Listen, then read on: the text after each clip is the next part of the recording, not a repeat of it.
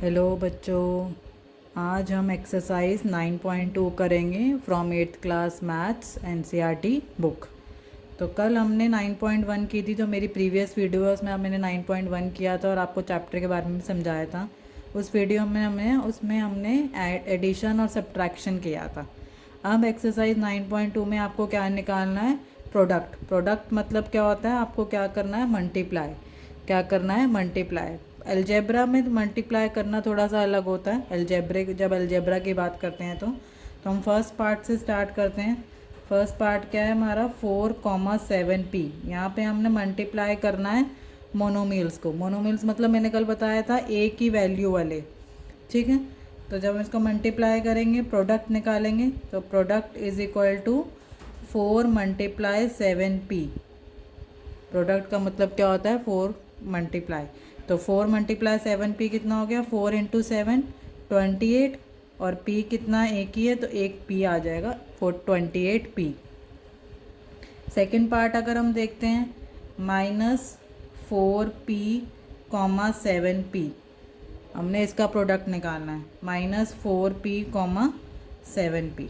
तो -4p multiply 7p, ठीक है। अब आपने मल्टीप्लिकेशन में एक चीज़ ध्यान रखनी है। अगर मल्टीप्लिकेशन में माइनस आपका ऑड में आ रहा है, मतलब माइनस अगर आपका एक माइनस आ रहा है या 3 माइनस आ रहे हैं या 5 माइनस आ रहे हैं, तो आंसर आपका माइनस में ही आएगा। और अगर आपका माइनस का साइन इवन में आ रहा है तो आंसर आपका प्लस में आएगा। अब यहाँ पे एक ही माइनस है तो इसलिए आंसर हमारा क्या आएगा? माइनस में। 7 4 28। और मल्टीप्लिकेशन में हमारे जो वेरिएबल है उनकी पावर ऐड हो जाती है। तो इसमें p की पावर 1 है, इसमें p की पावर 1 है, तो 1 और 1 क्या हो जाएगा? p की पावर 2। तो आंसर क्या हो जाएगा? -28p²। -28p², ठीक है। थर्ड पार्ट पे चलते हैं। थर्ड पार्ट क्या है? -4p, 7p3। तो इसका प्रोडक्ट क्या होगा? -4p मल्टीप्लाई 7p3, ठीक है। तब इसमें भी एक ही माइनस है तो आंसर माइनस में आएगा। और 4 मल्टीप्लाई 7 28, और p कितने हैं? 2p हैं, तो p², और q एक है तो q, ठीक है। इस तरीके से करेंगे। अब फोर्थ पार्ट देखते हैं। फोर्थ पार्ट क्या है? 4p³ -3p, ठीक है। अब इसका प्रोडक्ट निकालेंगे। Product is equal to 4p³ multiply -3p।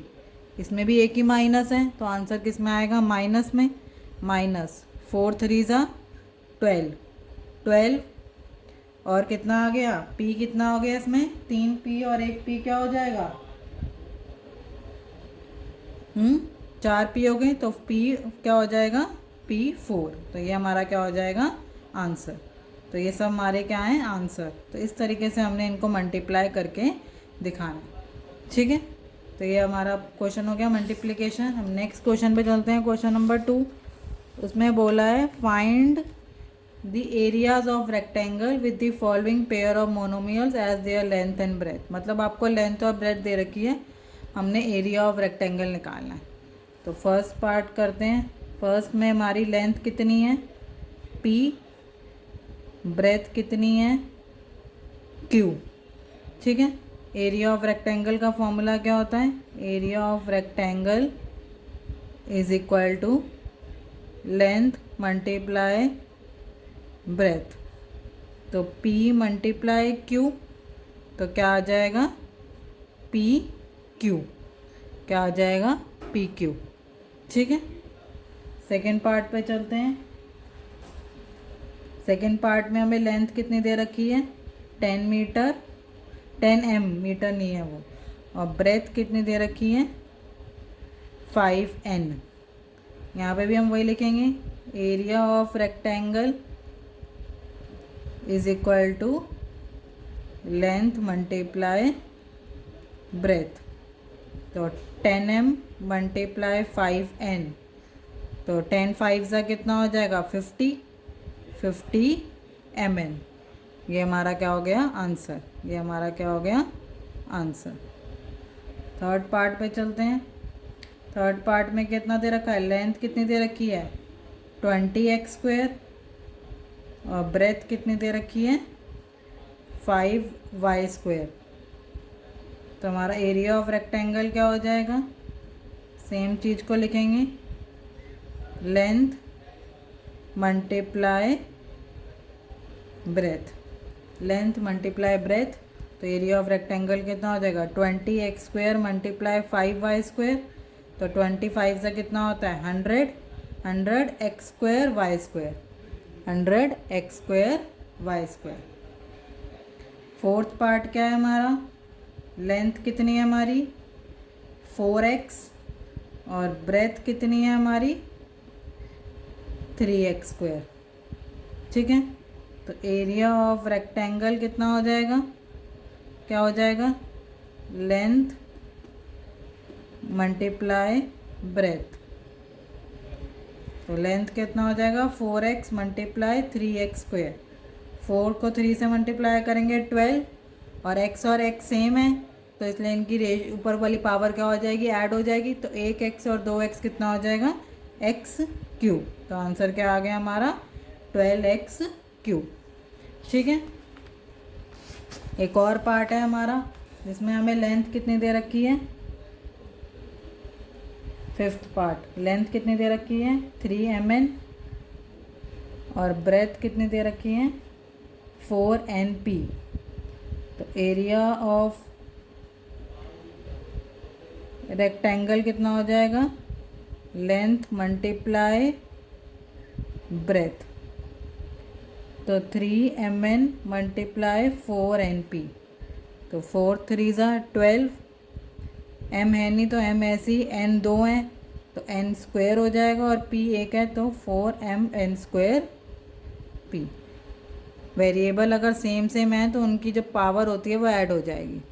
ठीक है, आगे चलेंगे हम क्वेश्चन नंबर 3 पे। क्वेश्चन नंबर 3 पे हमें क्या बोला है, obtain the volume of rectangular boxes with the following length breadth and height. पहले वाले क्वेश्चन में हमने एरिया निकाला था, इस वाले क्वेश्चन में हम वॉल्यूम निकालेंगे रेक्टेंगुलर बॉक्सेस की। ठीक है, एरिया ऑफ रेक्टेंगुलर बॉक्सेस की।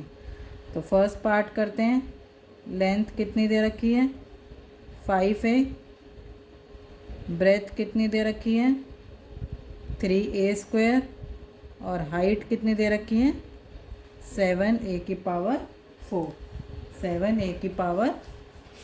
अब हाइट ऑफ, अब क्या निकालना है हमने, volume of rectangular. Volume of rectangle लिख लेंगे। वॉल्यूम ऑफ रेक्टेंगल का फॉर्मूला होता है length multiply breadth multiply height. तो लेंथ है 5a multiply 3a² multiply 7a⁴। पहले हम कांस्टेंट को मल्टीप्लाई कर लेते हैं, 5 3 15 और 15 7 सा कितना हो जाएगा 105, 105। अब तीनों में a है तो इनकी पावर क्या ऐड हो जाएगी, 4 और 2 6 और 6 और 1 7। तो ये हमारा आंसर हो जाएगा 105a⁴। ठीक है, सेकेंड पार्ट क्या है हमारा, लेंथ 2p, ब्रेथ 4q और हाइट 8r। तो वॉल्यूम ऑफ रेक्टेंगल कितना हो जाएगा, length into breadth into height. ठीक है, तो ये कितना हो गया 2p multiply 4q multiply 8r। तो 4 2 8, 8 8 64। अब कुछ भी कॉमन मतलब कुछ भी सेम नहीं है तो p q r। तो ये हमारा आंसर हो गया। ठीक है, अब हम थर्ड पार्ट पे चलते हैं। थर्ड पार्ट में हमें लेंथ कितनी दे रखी है, लेंथ है हमारी xy, ब्रेथ है हमारी 2x² और हाइट है हमारा 2xy²। ठीक है, अब हमने वही निकालना है, volume of rectangular, volume of rectangle क्या हो जाएगा, length multiply breadth multiply height. तो x y multiply 2x² y multiply 2xy²। तो यहाँ 1 होता है तो 2 2 सा क्या हो जाएगा 4। एक्स की पावर को ऐड कर लेंगे, 1 और 2 3 और 1 4। एक्स की पावर कितनी होगी 4। वाई की पावर को ऐड करेंगे, 1 और 1 2 और ये 2 कितना हो गया 4। तो ये हमारा आंसर हो गया 4x की पावर 4 वाई की पावर 4। ऐसी फोर्थ पार्ट है हमारा। फोर्थ पार्ट में हमें लेंथ कितनी दे रखी है, ए, ब्रेथ कितनी दे रखी है 2b और हाइट कितनी दे रखी है 3c। ठीक है, अब सेम हमने वही करना है, volume of rectangle, length multiply breadth multiply height. तो लेंथ क्या है, A multiply 2b multiply 3c। तो 3 2 ज़ा 6 ABC। तो ये हमारा आंसर हो गया। ठीक है, फिफ्थ क्वेश्चन को देखेंगे। Obtain the product of, product मतलब मल्टीप्लाई करके निकालना है। तो product is equal to x y multiply y z multiply z x. तो इसमें हमें वेरिएबल को प्लस कर लेंगे, तो x कितना हो गया 2, y कितना हो गया 2 और z भी कितना है 2। तो ये हमारा आंसर हो गया x² y² z²। नेक्स्ट में भी ऐसे ही करेंगे, product is equal to a multiply minus a² multiply a³। तो मैंने जब भी बताया था माइनस अगर ऑड में है तो आंसर माइनस में आएगा। अब a की पावर को ऐड कर देंगे तो a की पावर क्या हो जाएगी 6। 3 और 2 5 और 1 6। अगला भी ऐसे ही करेंगे, product is equal to 2 multiply 4y multiply ay² multiply 16y³। ठीक है, इसको सॉल्व करेंगे, 4 2 ज़ा 8 8 8 ज़ा 64 और 64 को जब 16 से करेंगे तो आंसर आएगा हमारा 1030।